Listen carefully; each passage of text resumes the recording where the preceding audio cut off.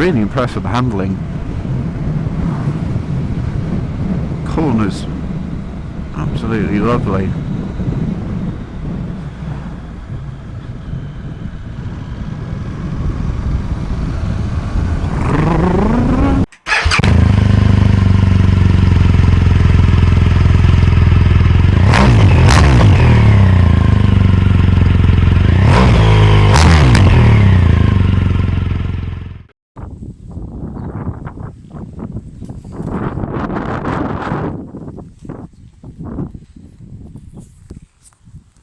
Hi map viewers, it's Pete again, and I'm just about to do another bike review for your viewing pleasure. I've recently come into possession of the Honda NC750X. There she is. More on how she's come into my possession, I'll explain in due course. But anyway, without much further ado, let's do this.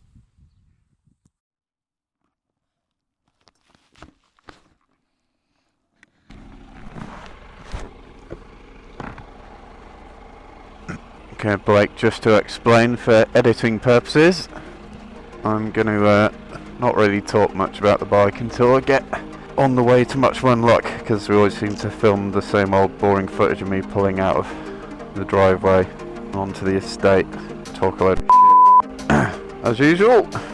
So I'm not really actually going to talk about the bike until on the way, so go ahead and do your montage. Even Rocky had a montage. Let's go.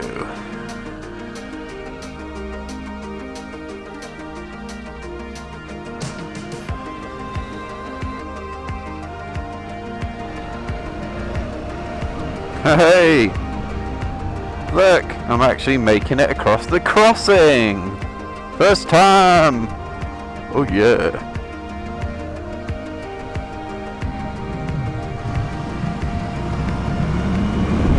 Okay guys, so yeah, I'm currently riding the Honda NC750X. This is actually, this is one I got from Shrewsbury Honda Centre.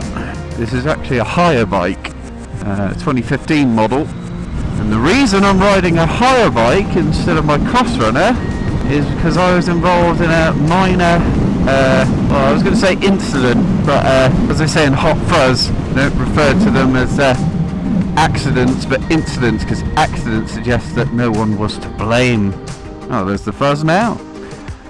I was riding to work on the cross runner, and the driver of a certain well-known German car manufacturer, whose drivers are notorious for having very little grasp of the UK road laws and concept of indicators, decided he was going to cut right across me and tried to kill me. Fortunately, my cat-like reflexes meant I was able to swerve, but myself and the bike took a little bit of a bash. I didn't come off or anything, thankfully. The bike looked okay at first, but after close inspection, I was actually a fair bit of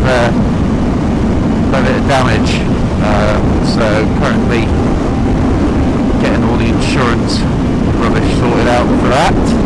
So in the meantime, I've been given this. Now, I have to say, now I've had this a couple of weeks now, and if when I tried to do this review, like the first day I got it, it would have been a really bad review. I probably would have slagged this bike off to high heaven. And there's a couple of reasons for that. Mainly because it's just a little bit alien to what I'm used to, even though, you know, obviously I ride Hondas, but this is a very different animal to the Cross Runner. I mean, I'll talk a little bit about the bike. So this is, so yeah, the NC750 has been around for a few years now. The NC700, I think, came out in 2012, and then in 2014, I believe, they brought out the 750 version. The NC stands for new concept, and I think that's kind of key to how you should go about reviewing a bike like this, because to a lot of hardcore bikers, this kind of bike is a bit of an anathema. It doesn't really. It's even though it's on two wheels and everything is very motorcycle-y, it's actually got quite a lot in common with a car. So like the NC, the new concept. I mean, it's supposed to be a fairly affordable bike. It's extremely economical, convenient, and in the words of Data, fully functional. It's not trying to be some kind of fire-breathing object of lust. It's not one of these kind of bikes that you're gonna, go into your garage late at night and drool over. It's not really that kind of bike. So I'll just talk a little bit about the specs of this thing. So yeah, the 750 engine. It's actually, and this is going to disgust some bikers, I know, but the engine is actually derived from the, believe it or not, the Honda Jazz engine.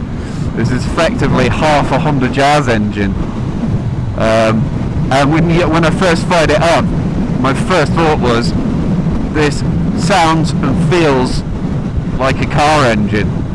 Yeah, at first I was not exactly over the moon. I think I was holding out hope of getting something a bit zingier, a bit sportier for my hire bike. But yeah, so it's 750, but I mean, it's almost exactly the same CC as the Cross Runner, but the engine characters could not be more different.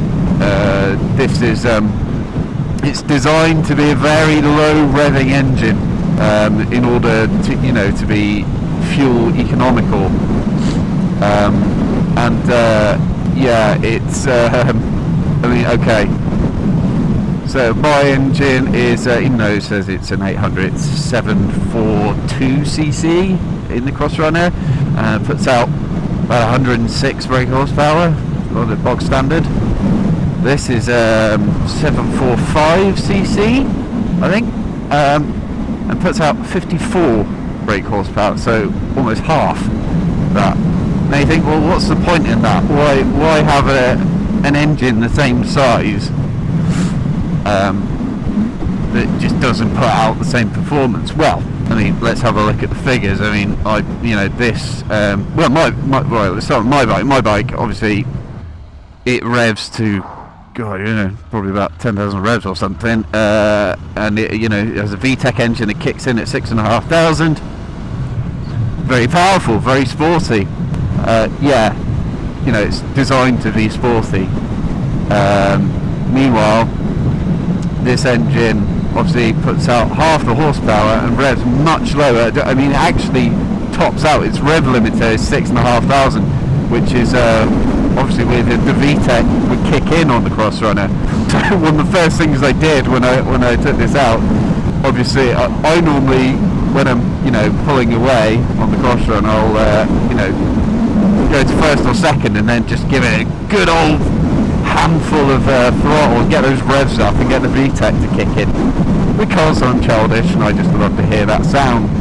But I did it on this, and I almost immediately hit the rev limiter, and that's the first time I've ever done that on a bike. I've never hit the rev limiter before, so I thought I'd broken the bike. I was like, oh god, it's a high bike, I've broken it already. But yeah, I just hit the rev limiter and it just kind of went, and at that point I realised this is a different beast altogether. So yeah, it's obviously designed to be low revving, and what's the point? What's the point of having this kind of engine when it's not going to put out the same kind of power as something that's got exactly the same size engine? Well, my Cross Runner will do about 45 mpg. This, on the other hand, will do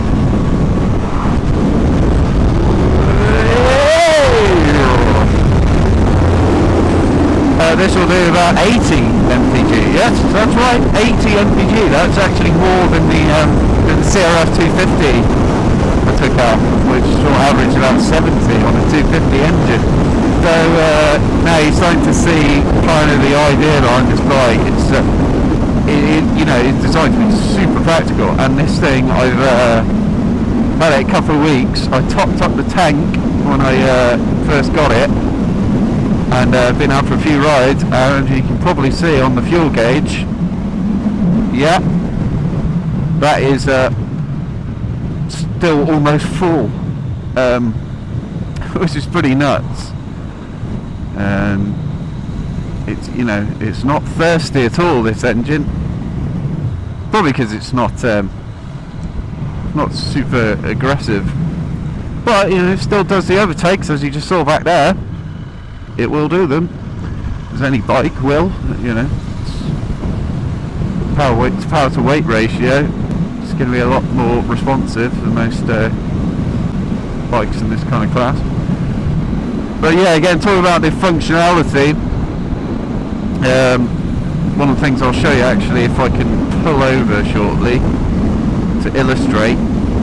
Yeah, this big thing here, where you would normally have a fuel tank, yeah, that's not a fuel tank. That is actually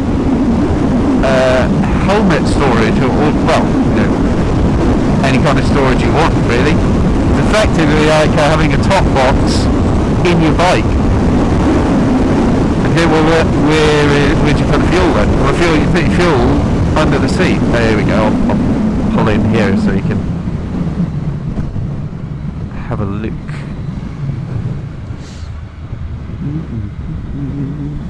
Okay, here we go. Let's pull her up here. I'm gonna have to get used to that side stand, not quite where I'm used to it being. Yeah, so yeah, check this out. So yeah, you normally have your fuel tank here, obviously, on, you know, 95% of bikes, 99 I'm sure, and bloody hell. So, ooh, look, no fuel tank, and that, trust me, is big enough for a full face helmet. I put it in there, goes in there fine. You can put a couple of bags of shopping in there, you know, a rucksack, or you name it. I mean, that's really good storage space, that. So you've got that, and then, oh, okay, well, what do I put in the fuel? Turn that, and hey presto, there is your fuel tank. So yeah, fits under there. Pretty cool. I remember seeing it at a motorcycle live when we went a couple of years ago, when this has just first got released, and I thought, oh, that's very innovative. I'll give them that, Honda. Yeah, so let's get back underway. Yeah. So this bike's kind of out there on its own a bit, I'd say. Most of the other bike manufacturers, I don't think have made anything quite like this.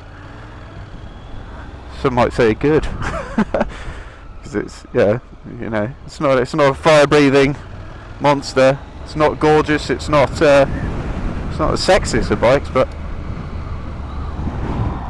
it's super practical. Oh, listen to this. That was the rev limiter there. That's what happens when you're trying to over-rev this thing. It just says, no, not doing that. Yeah, it's kind of out on its own. I can't think of anything that Yamaha or Suzuki or Kawasaki or any of the Japanese brands make that really kind of fits this build, really. So yeah, it's, in terms of, yeah, the character of the bike, very, very, very smooth and easy to ride. I mean, if you were looking for a commuter, this is the bike for you. You know, it's custom built for that design. It's also very, very user friendly, and as I said, with the character of the engine, it would actually, I think this would be quite familiar kind of feeling bike for a lot of car drivers. The engine character is very similar to a kind of small engine car, like for example a Honda Jazz. So, but this is where you get into arguments with bikers, because they're like, oh, you know, bikes aren't supposed to be cars, they're their own thing.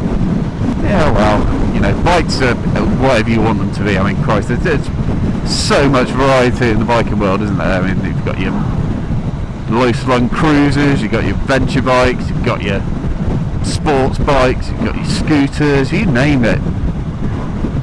There's something for everyone.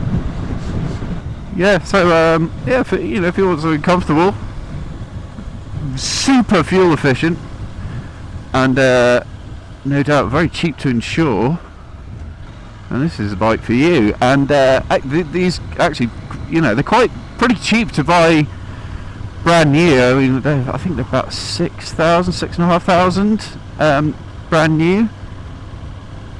You know, for a 750 is pretty sweet. And I've looked online for second-hand ones, and yeah, these will go for about £4,000 second-hand. So and that's kind of like, again, CRF kind of money. Yeah, you can get one of these really cheap. So if you're on a budget, this is it's perfect. You know, you can pick it up super cheap to insure, super cheap to run, and your missus isn't going to be worried about you know, wrapping it around a tree because it's very forgiving. So very comfortable riding position, kind of similar to adventure style kind of bike, but still a slight sort of slightly low slung kind of feel, because the engine's positioned quite low in the body. It's got a very low centre of gravity, so that adds to its stability. Yeah, in terms of handling, it's actually it really surprised me how well this thing handles. It arguably feels more nimble than the Cross Runner, because you know, it's less suspension travel. But yeah, super easy to steer. It feels like you can really, I mean, you're not going to be putting your knee down, but this is steers great, really good. Again, which makes it a very attractive choice to new riders. This thing is not going to bite your head off, and it'll just do everything you ask of it. Also, the character of the engine just feels happy diddling along. I've not tried to ride this aggressively. It's not that kind of bike. A bit like the CB1100. That was a very low revving engine as well, and that was the kind of bike that if you tried to give it some welly, just kind of go, chill out, man. Why do you have to go so fast? That's kind of how this bike feels. It's very pleasant. So yeah, this. So despite the fact it's got the under-seat fuel tank, it's still 14 litres, which isn't bad, and you can get 250 mile range off this tank, which is yeah, that's pretty nuts. I mean, my bike's got a 20 litre tank, probably about a 200 mile range. So yeah, also 6 gears, which is nice. I'm currently in 6th now, and the engine just feels like it's barely working. So if you kept it in higher gear a lot, you'd use next to no fuel, which is nice. This also comes in the in a DCT version, which, you know, I tried that on the Africa Twin. I really liked it, but actually I think the DCT would suit this bike far better than the Africa Twin. again, adding to its user friendliness. I mean, if you got this fitted with DCT and again you're coming from cars or something, you're a new rider, you've effectively got it's kind of like a big twist and go scooter, but in bike clothes, and a fairly decent sized engine and road presence. So yeah, I'd quite like to try the DCT version of this. I think this is kind of the bike that system was designed for, I think. Yeah, this is another weird thing Honda have. I think I talked about the Crossrunner being in the adventure category. This is also in the adventure category. I don't get that, Honda. Sorry. It's not an adventure bike. It's a commuter. It should be in the street bike section. But Darren from Honda did recently take one of these camping out in Wales, so I guess you could call that an adventure. He was out in the woods in a hammock. Fair play to him. But the weather's nice for it. It's got all your standard Honda switch gear. It's pretty much identical to the Crossrunner. Slightly less stiff clutch on this one than pretty much every other Honda I've had. It's got quite a nice kind of pull on it. The gearbox. It is good, but I don't know if it's just me and come from a slightly different bike. It just feels a little bit a little stiffer and clunkier than my gearbox. Yeah, seating position is very good, very nice. Similar to the Crossrunner, kind of upright but slightly sporty as well. Super comfy. I could see myself doing loads of miles on this. Very comfortable seat, extremely comfortable seat. It's actually more comfortable than my bike. So really, yeah, it's kind of living up to what Honda built it for, the NC new concept. It's a very, very nice bike to ride. It's not going to set pulses racing, but if you want that, there's plenty of other bikes on the market. If you want a bike that's super capable, super functional, yeah, and the more I ride it, the more I like it. Once I got past the whole wanting it to be something else and appreciating it for what it is, I can't think of a more forgiving and dare I say, sensible bike out there. People can say, "Oh God, a sensible bike. Blech. It's not what bikes should be. Why shouldn't they be?"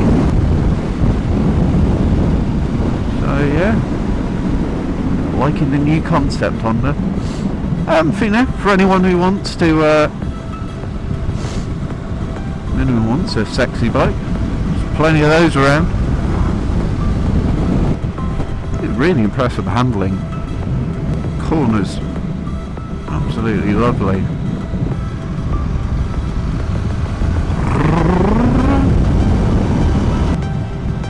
So yeah, another good bike from Honda. And this is I've tried to review this for what it is, and I hope I've done that. I'm trying to review it as what it is. It's a functional, very economical, efficient bike. No, unnecessary bells and whistles. It's a thumbs up from me. It does the job. You're someone who's never ridden before and you've recently passed your tests and you're more used to cars, and this will be a very good kind of transition for you into the biking world. Great as a first bike, very forgiving, not aggressive, very comfortable for all shapes and sizes. Yeah, I've seen shorter people can get on this, no problem. Taller people can get on this, don't feel comfortable. I've not got a lot bad to say about it. The only criticisms I could say is, oh, it's a bit dull, it's a little bit boring, it's, you know, not super powerful, but it's not trying to be. It's not trying to be an exciting bike. It's not trying to be, you know, a performance machine.